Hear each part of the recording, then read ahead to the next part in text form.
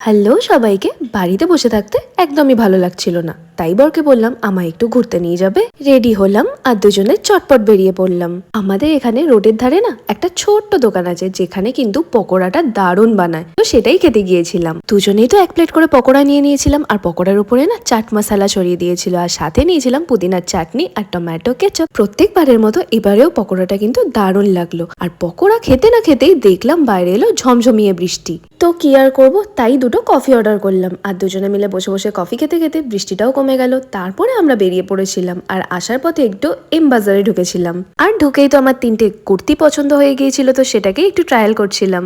ও মা, দেখি এম বাজারের পাশেই না মিও আমর, তাই ঢুতো মারতেই হবে। ওখানেও গেলাম, গিয়ে বাড়ির জন্য কিছু কেকস পার্সেল করিয়ে নিলাম। ওখান থেকে আমরা গিয়েছিলাম কালীবাড়িতে, আর ওখানে গিয়ে একটু আইসক্রিম খেয়েছিলাম। কাকুকে বললাম তোমার কাছে যতগুলো ফ্লেভার আছে সবগুলোই দিয়ে দাও। আমার বরের আবার আইসক্রিম পছন্দ নয়, তাই ও খেয়েছিল ফালুদা। তো আমরা আইসক্রিম খেতে খেতে আজকে ভিডিওটা এখানে এন্ড করলাম। বাই।